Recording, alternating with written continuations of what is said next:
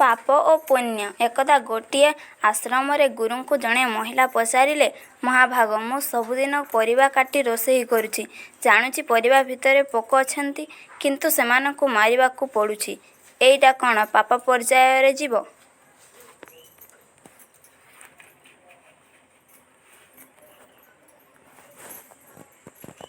ଗୁରୁ ଏହା ଶୁଣି କହିଲେ, ତେବେ ଏ କଥାଟି ଶୁଣ।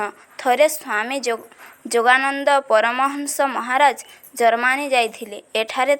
ସେଠାରେ ତାଙ୍କ ଭକ୍ତମାନେ ମଧ୍ୟାହ୍ନ ଭୋଜନ ପାଇଁ ସ୍ୱାମୀଜୀଙ୍କୁ ଏକ ରେସ୍ତୋରାଁକୁ ନେଇଗଲେ। ରେସ୍ତୋରାଁରେ ଜଣେ ପରିବାରୀଙ୍କୁ ସେମାନେ ସବୁ ପ୍ରକାର ନିରାମିଷ ଭୋଜନ ଆଣିବାକୁ କହିଲେ। ଏବେ ସିନା ସମସ୍ତେ ଆମିଷ ଏବଂ ନିରାମିଷ ଭୋଜନ ନେଇ ସଚେତନ ହେଲେଣି, ଆଗରୁ ପାଶ୍ଚାତ୍ୟ ଦୁନିଆରେ ଲୋକେ ଫରକଟାକୁ ଏତେ ବାରି ପାରୁନଥିଲେ। ଅଣ୍ଡାକୁ ସେମାନେ ନିରାମିଷ ପର୍ଯ୍ୟାୟଭୁକ୍ତ କରିଥିଲେ।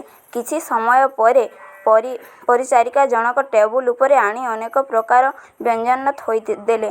ତାହା ଭିତରୁ ଗୋଟିଏ ଥିଲା ଅଣ୍ଡାର ବ୍ୟଞ୍ଜନ। ଏହା ଜାଣିପାରି ଭକ୍ତବୃନ୍ଦ ଧୈର୍ଯ୍ୟ ହରାଇ ସେହି ପରିବାରୀଙ୍କ ଉପରେ ଗାଳି ବର୍ଷଣ କରିବାକୁ ଲାଗିଲେ। କିଛି ଭକ୍ତ ତ କ୍ଷମା ଭିକ୍ଷୁ ପରିବାରୀଙ୍କୁ ବାଡ଼େଇବା ପାଇଁ ଉଡୁଙ୍କ ଗଲେ। କିନ୍ତୁ ଏହି ସମୟରେ ଜଣେ ଭକ୍ତ ଦେଖିଲେ ଯେ ସ୍ୱାମୀଜୀ ନିର୍ଲିପ୍ତ ଭାବେ ବସି ପରମ ତୃପ୍ତିର ସହିତ ଆମିଷ ଭୋଜନ କରୁଛନ୍ତି। ନିଆଁରେ ପାଣି ପଡ଼ିଲେ ଯେମିତି ହୁଏ, ଭକ୍ତମାନଙ୍କ ଅବସ୍ଥା ସେୟା ହେଲା। ସେମାନଙ୍କ ଭିତରୁ ଜଣେ ସ୍ୱାମୀଙ୍କ ପାଖକୁ ଯାଇ ଅତି ଚକିତ କଣ୍ଠରେ ପଚାରିଲେ, ମହାଭାଗ, ଆପଣ ଏ କ'ଣ କରୁଛନ୍ତି? ଆପଣ ଆମିଷ ଆହାର କରୁଛନ୍ତି? ସ୍ୱାମୀ ଲିପ୍ତିତ କଣ୍ଠରେ କହିଲେ, ମୁଁ ତ ଆମିଷ ଖାଉଛି। ତୁମେମାନେ ଏବେ କ'ଣ ଜଣେ ମଣିଷକୁ ଜ୍ୟାନ୍ତ ଖାଇଯାଇଥିଲ? ଏ କଥାଟି କହି ଗୁରୁ ମହିଳାଙ୍କୁ କହିଲେ, ମା, ମନେ ରଖ, କୌଣସି ମଣିଷ ଆଖିରୁ ଲୁହ ଝରାଇବାର ଅର୍ଥ ହେଉଛି ବ୍ରହ୍ମ ହତ୍ୟା କରିବା। ତୁ ଯଦି ସେତକ କରୁନାହୁଁ, ତେବେ ପାପ କରୁନାହୁଁ। ନିଜ ସ୍ୱାମୀ ପରିବାରକୁ ଖୁସିରେ ରଖିବା ପାଇଁ ତୁ ଯେଉଁ ଆହାର ରାନ୍ଧୁଛୁ, ସେଥିରେ ତୋତେ କେବଳ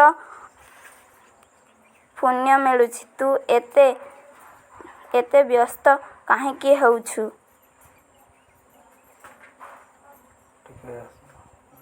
ମହିଳା ଜଣକ ପାପର ଏ ନୂତନ ସଂଜ୍ଞା ଶୁଣି